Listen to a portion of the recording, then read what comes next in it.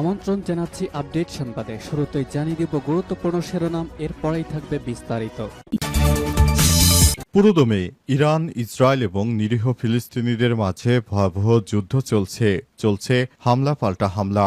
এরই মাঝে আমাদের হাতে এসে পৌঁছেছে এই যুদ্ধের সর্বশেষ গুরুত্বপূর্ণ সবথেকে তাজা আপডেট সংবাদ আপনাদের জানিয়ে দিব। প্রথমেই জানাবো গাজায় ট্রাঙ্ক বিস্ফোরণ, ৩ ইহুদি সেনা নিহত। আলহামদুলিল্লাহ, গাজার উত্তর অঞ্চলে ট্রাঙ্ক বিস্ফোরণে ইসরায়েলি প্রতিরক্ষা বাহিনী আইডিএফ এর ৩ সেনা সদস্য নিহত হয়েছে। এই অবস্থায় আরও বেশ কয়েকজন সেনাবাহিনীর অফিসার গুরুতর আহত হয়েছে।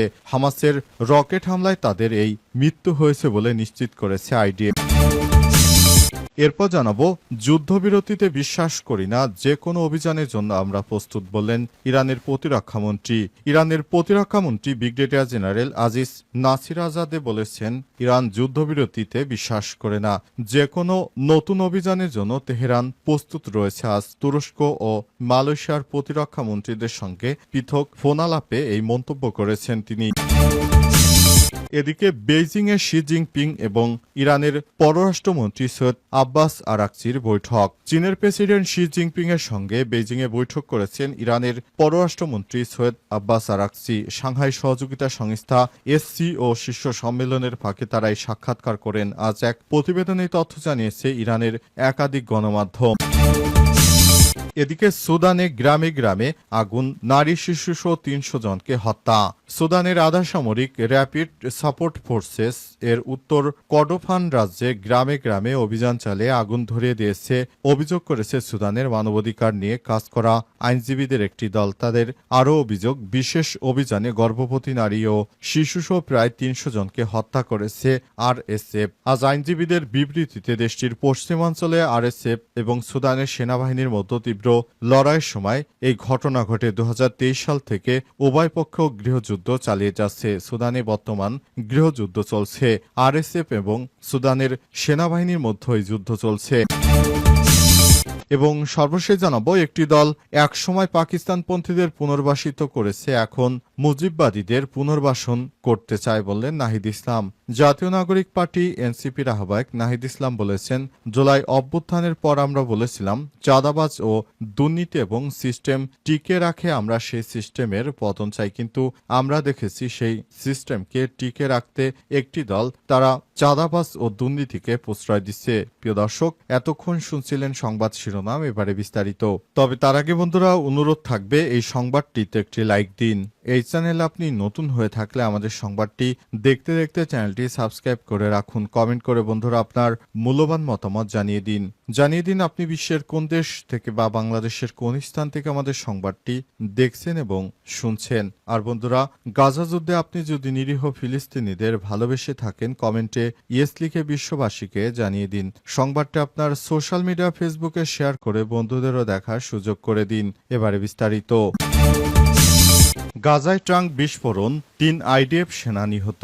গাজার উত্তর অঞ্চলে ট্রাঙ্ক বিস্ফোরণে ইসরায়েলি প্রতিরক্ষা বাহিনী IDF এর ৩ সেনা নিহত হয়েছে। প্রাথমিকভাবে ধারণা করা হচ্ছে RPG ব্যবহার করে এই হামলা চালায় স্বাধীনতাকামী সংগঠন হামাসের যোদ্ধারা। হামাসের পরপরই মারাত্মক বিস্ফোরণের ঘটনা ঘটে। মঙ্গলবার ১৫ জুলাই এক প্রতিবেদনে তথ্য জানিয়েছে দ্য টাইমস অফ ইসরায়েল। নিহত ইসরায়েলি সেনাদের নাম ও ছবি প্রকাশ করেছে IDF। তারা বলেন, ইয়ারদেনার স্টাফ সার্জেন্ট সোহাম মেনাহেম ২১, এফ্রেতের সার্জেন্ট সোমা ইয়াকির শ্রেম ২০ এবং রিশন লেজিয়নের সার্জেন্ট উইলি ফ্যাক্টর ১৯। তারা সবাই আজ দুপুরে উত্তর গাজায় ট্রাঙ্ক বিস্ফোরণে নিহত হয়েছে।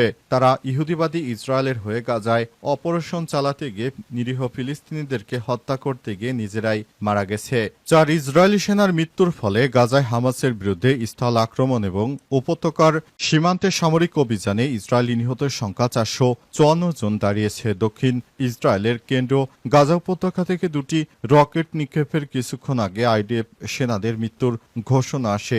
IDF প্রাথমিকভাবে সন্দেহ করছে ট্রাঙ্কটি হামাসের রকেট চালিত গ্রেনেডের আঘাতে বিস্ফোরিত হয়েছে। তবে এই বিস্ফোরণ অপারেশনাল ত্রুটির কারণেও হতে পারে বলে ধারণা করছে তারা। এই ঘটনায় ইসরায়েলের সেনাবাহিনীর ৪২তম আর্মড ব্রিগেডের ৫২তম ব্যাটালিয়নে কর্মরত ছিলেন সেই ৪ জন সেনাই মারা গেল, যারা হামাসের প্রত্যক্ষ হামলায় এভাবে নিহত হওয়ার খবর এলো। এটি সত্যি খুবই সুসংবাদ। যুদ্ধবিরতিতে বিশ্বাস করি না, যে কোনো অভিযানের জন্য আমরা প্রস্তুত বললেন ইরানের প্রতিরক্ষামন্ত্রী।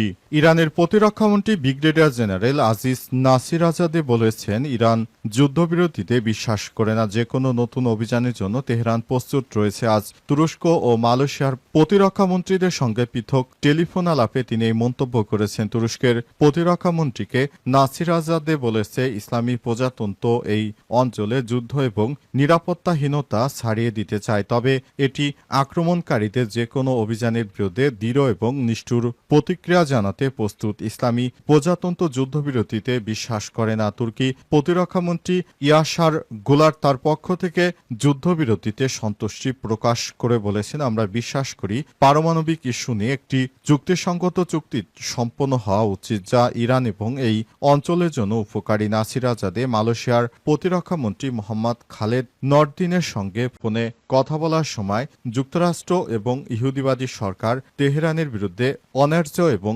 চাপিয়ে দেওয়া যুদ্ধের সময় ইরানকে সমর্থন করার ক্ষেত্রে মালয়েশিয়ার সরকার দৃঢ় অবস্থানের জন্য ধন্যবাদ জানায়। মালয়েশিয়ার প্রতিরক্ষামন্ত্রী তার পক্ষ থেকে বলেছে, ইরান মালয়েশিয়ার একটি বন্ধুত্বপূর্ণ ও নির্ভরযোগ্য দেশ এবং আমরা যুদ্ধের জন্য ইসরায়েলকে দোষারোপ করি, তাই আমরা শুরু থেকেই এই আক্রমণের তীব্র নিন্দা জানাই। চাপিয়ে দেওয়া যুদ্ধে ইরানের সশস্ত্র বাহিনী এবং জনগণের ঐক্য ও সাহসের জন্য তাদের কর্মকাণ্ডের প্রশংসা করেন মালয়েশিয়ার প্রতিরক্ষামন্ত্রী।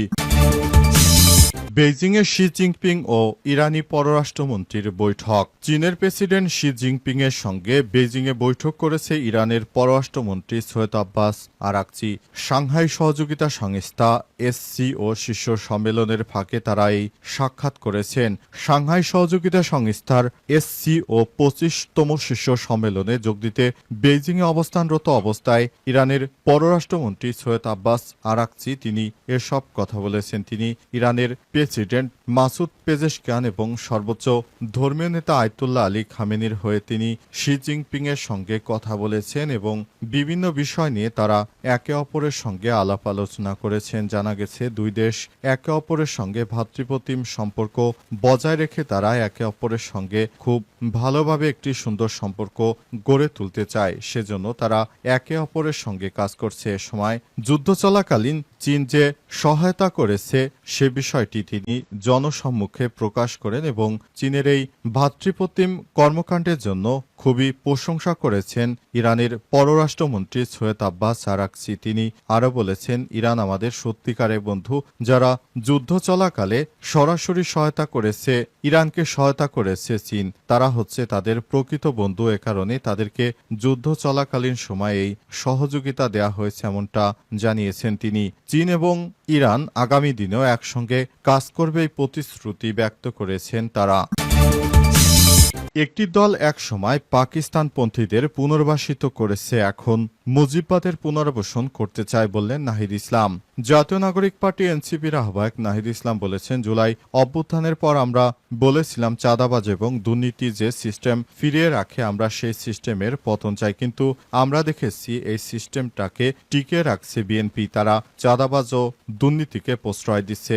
ঢাকায় মিটফোর্ড এলাকায় বরগুনার সন্তান সোহাগকে নির্মমভাবে পাথর দিয়ে জনসম্মুখে হত্যা করা হয়েছে। এমন হত্যা ও চাঁদাবাজি বরগুনাবাসী দেখতে চায় না। তিনি বলেছেন, আপনারা প্রতিবাদ করুন, দেশবাসীকে জানান এবং সরকার ও প্রশাসনের ব্যর্থতা আরেকটি রাজনৈতিক দলের চাঁদাবাজদের নির্মমতা। আজ বিকেলে এনসিপির জুলাই পদযাত্রায় অংশ হিসেবে বরগুনার সদর রোডে এক পথসভায় সব কথা বলেছেন নাহিদ ইসলামের সময় সেখানে লক্ষ লক্ষ মানুষ নাহিদ ইসলাম ও এনসিপির নেতাকর্মীদেরকে স্বাগত জানায়। এনসিপির নেতাকর্মীরা সেখানে উপস্থিত ছিলেন এবং তারা আগামীতে বাংলাদেশটা যেন আরো সুন্দর পর্যায়ে যেতে পারে সেজন্য কাজ করছেন বলে বিষয়টি দেশবাসীকে নিশ্চিত করেছেন। এ সময় নাহিদ ইসলাম বলেছেন, আমরা বরগুনার মৎস্য, কৃষি, নানা সমস্যা সহ পরিবেশ বান্ধব উন্নয়ন করতে চাই।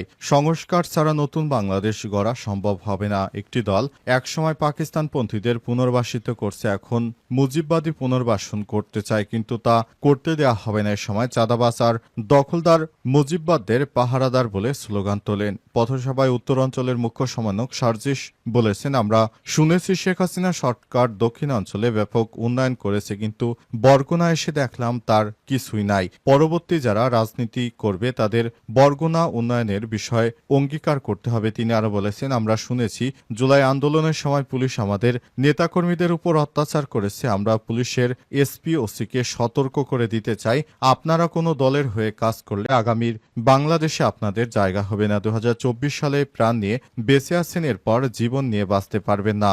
দক্ষিণাঞ্চলের মুখ্য সমন্বয়ক হাসনাত আব্দুল্লাহ আরো বলেছেন, আমাদের বাদ দেওয়ার চক্রান্ত করা হচ্ছে, আমাদের পথকে রুখে দেওয়ার চেষ্টা চলছে। এমন হলে বাঁচবে লড়াই, সেই লড়াই জিতব আমরা এবং এ কারণে দীর্ঘ লড়াইয়ের প্রস্তুতি নিতে হবে। ডক্টর যারা বলেছেন, পূর্বের ভাঙাচোরা ব্যবস্থায় আমরা থাকতে চাই না। আমরা আপনাদের সন্তানদের হাত পা যারা ভেঙেছে, চোখ তুলে নিয়েছে, তাদের বিচার করে ছাড়ব ইনশাল্লাহ।